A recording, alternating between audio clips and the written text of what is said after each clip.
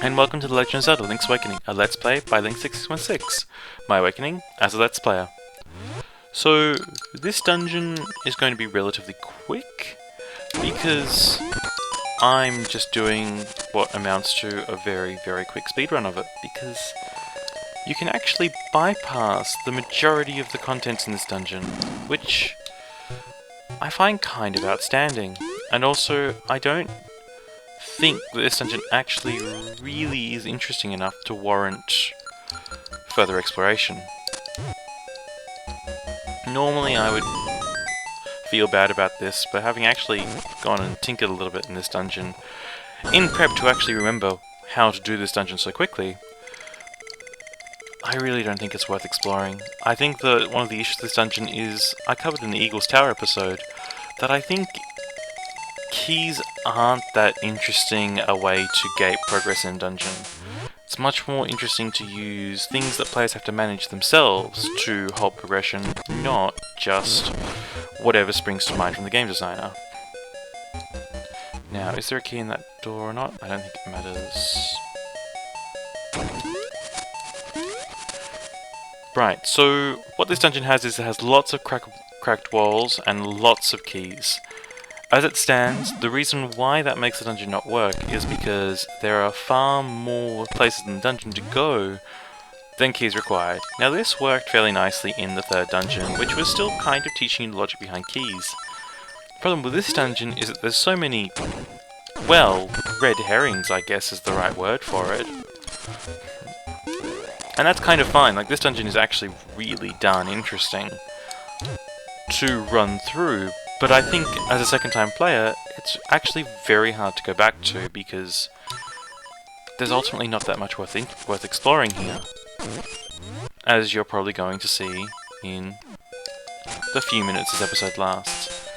I had toyed with the idea of doing multiple episodes for this dungeon, you know, one actually just blitzing through and the other running through it slowly. But I don't know what I'd even talk about if I went through slower. So, if in the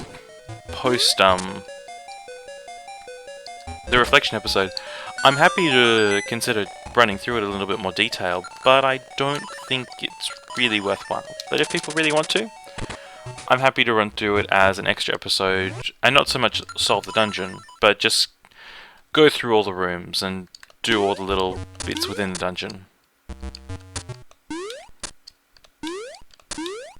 Which is admittedly a little bit less interesting when it's already solved, but you never know. This boss I used to find really hard, actually. I think that... Oh, you will notice that I haven't talked about this dungeon specifically as much because since I'm not lurking long enough in one room to really talk about the puzzles, it's very difficult. But anyway, this boss is... We missed the entire interesting aspect of this boss. In his one of his wind-up punches, he can actually knock you to the start of the dungeon, which is kinda cool. Burn it, burn, baby, burn. Sorry. As I mentioned before, this game has a bit of a sense of humor. But back to the start of the dungeon, we're getting one more key, the boss key, and then we're out of here. And I actually have an insane amount of choice right now as to which keys I'm going to get. But I'm going to go to the left here, kill these enemies off, kill this boss here. As you can see, Boomerang's pretty amazing.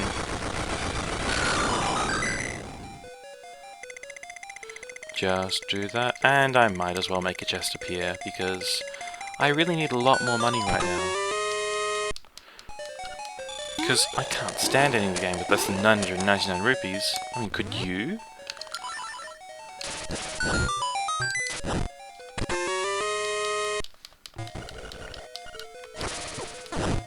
Radio, that's a small key gotten.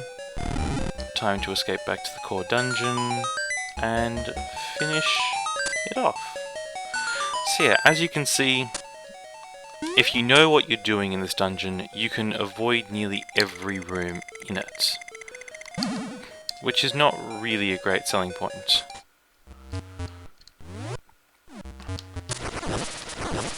However, when you get lost, it's a pretty... well, I'm not really convinced it's interesting. There are a few nice little riddles they set up, and it introduces a few nice little bits and pieces. But again, I really don't think anything substantial. And big thanks to the guys on Fantasy Strike forums who gave me some ideas on how you can ultimately fight this boss, which is the fourth boss in... sorry, the boss in the fourth dungeon. Because, since I need to fight him twice, and this would be very boring to do with the Pegasus Boots method that I used last time, I'm very, very appreciative of that advice.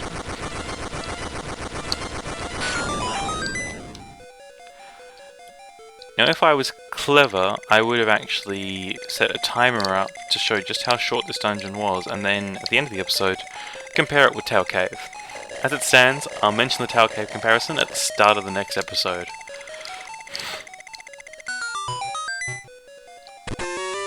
And we've got the Nightmare Key. Now, one of the good things that is partially why the dungeon is broken is that it sets up the places you need to go to very early, so you very early inside the game, or dungeon, will see, I need the fire rod to go to these rooms. And so the moment you get the fire rod, you know exactly where to go because you've been exploring this dungeon for an hour or so. And you know that you absolutely need to get to those rooms because they've been taunting you for nearly, an hour now. However,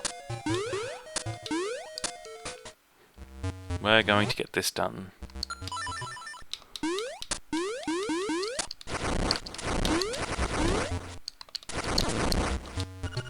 Brr, cold. Really? Ice cold? What a surprise. Although I do like that graphic. I don't know what exactly it is, but it looks like eyes just looking around the room. This took me a long time to figure out, because obviously you can only fire the fire in straight lines, causing you issues. However, the fire's a little bit wider than Link is.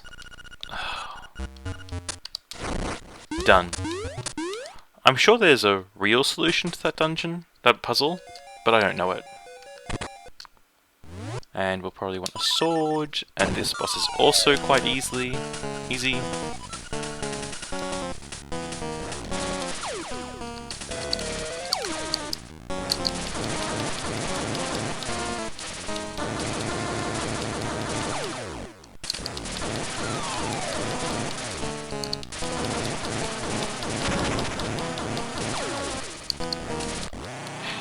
Yeah, it's a little bit depressing, really, this dungeon in that sense.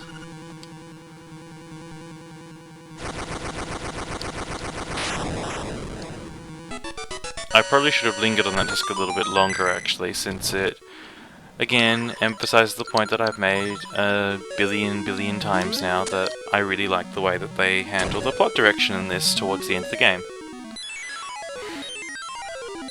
So remember, if you'd like to see the rest of the dungeon, please feel free to either look in the show notes, where I will put a little link to a map from GameFAQs, or make sure to post a comment saying that you would really like me to explore this dungeon as a sort of bonus episode.